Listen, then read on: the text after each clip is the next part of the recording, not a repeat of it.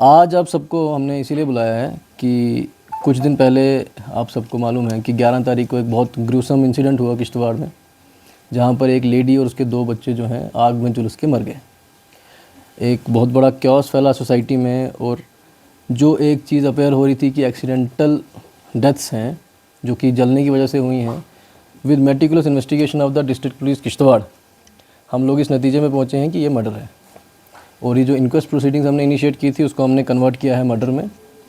ये लेडी की जो है और उसके बच्चों की जो है मर्डर हुआ है। मैं आपके साथ तफसीलन बात करूंगा इस बारे में, डिटेल्स भी शेयर करेंगे हम आपसे। तो मैं आपसे स्टेप बाय स्टेप बात करूंगा विद डेट्स।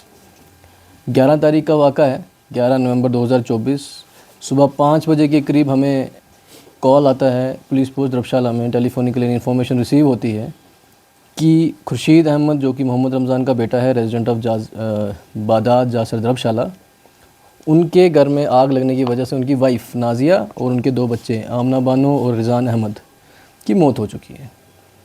इसी इन्फॉर्मेशन पे पुलिस टीम द्रबशाला जो है इंक्वेस्ट प्रोसीडिंग्स इनिशिएट करते हैं अंडर सेक्शन 194 BNSS, और पुलिस टीम जो कि कॉन्स्टिट्यूटेड, जिसमें हमारे चौकी ऑफिसर अंकुश जी हैं और हमारे SHO साहब जो हैं, वहाँ पे रश करते हैं स्पॉट पे पहुंचने के बाद सीन ऑफ क्राइम को एनालाइज करने के बाद वहाँ पे हमें कुछ सस्पिशन अराइज होती है और फोल प्ले लगता है कि इसमें कहीं ना कहीं जो है मर्डर के चांसेस हो सकते हैं। उसके बाद जो है मैं इस केस को सुपरवाइज़ कर रहा था, तो मैं भी टीम वहाँ पे स्पॉट पे जाता हूँ। हम लोग जो हैं विल स्टार्ट द क्वेश्चनिंग, हमने सस्पेक्ट की क्वेश्चनिंग शुरू किया, वहाँ के लोगों की क्वेश्चनिंग शुरू किया, और उसमें हमें पता चलता है कि ये डिफरेंट इवेंट्स हैं जिनकी वजह से ये ऐसा एक इंसिडेंस हुआ है।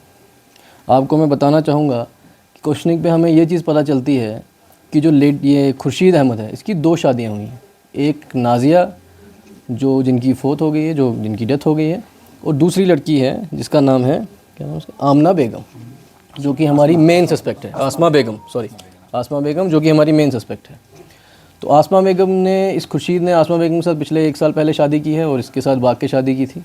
आसमा बेगम भी ऑलरेडी मैरिड थी और उन दोनों की शादी हुई। शादी होने के बाद दोनों लेडीज़ में जो हैं बहुत से डिफरेंसेस क्रिएट हुए आपस में। एक ही घर में रहने की वजह से इन लोगों के बीच में आपसी रोज़ की रंजिशें और लड़ाई झगड़े होते रहते थे। आसमा बेगम बीमार रहने लगी और उसे ये लगा कि मेरी बीमारी का कारण जो है वो नाजिया है और नाजिया का जादू टोना है। तो उसे ऐसा लगा कि वो जादू करती है जिसकी वजह से जो है मैं बीमार रहती हूँ। और बहुत बार ऐसा हुआ कि इनकी आपसी रंजिश में आसमा बेगम ने 1-2 बार अटैम्प्ट भी किया है नाजिया को मारने का, जो कि उसने अपने हमारे को डिस्क्लोजर में बताया। जब ये हमने राउंड अप किए सस्पेक्ट्स और ये जो क्वेश्चनिंग की आसमा से, आसमा ने इन फ्रंट ऑफ मजिस्ट्रेट जो है डिस्क्लोज़ किया है कि ये सब करने का कारण जो था वो यही था कि एक तो वो नाजिया के, तो मैं यही कहूँगा कि ये बहुत बड़ा एक कहीं ना कहीं एक ग्रूसम इंसिडेंट है। ऐसा होना नहीं चाहिए सोसाइटी में। इस सब में एक सिट की टीम कॉन्स्टिट्यूट की गई थी SSP किश्तवाड़ द्वारा। सिट की टीम ने बहुत बढ़िया काम किया है, फर्दर इन्वेस्टिगेशन भी जारी है, लेकिन जो मेन कल्प्रिट है उसको हमने अरेस्ट कर लिया है, आसमा को, और यही अभी तक जो सामने आया है यही इस मर्डर में पूरी तरह से इन्वॉल्व किया। जो देवर हैं इसके, उनका क्या रोल है? हस्बैंड जो है, इसका हस्बैंड उस टाइम पे पार्टनर में था। हस्बैंड का ऐसा कोई रोल सामने नहीं आया है कि वो इसमें इन्वॉल्व था या उसने की कॉन्स्पिरेसी की थी। उसी तरह देवर का भी ऐसा कोई रोल नहीं है।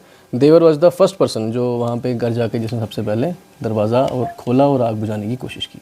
तो क्या वो पुलिस की डिटेंशन में है या उनको छोड़ा गया है?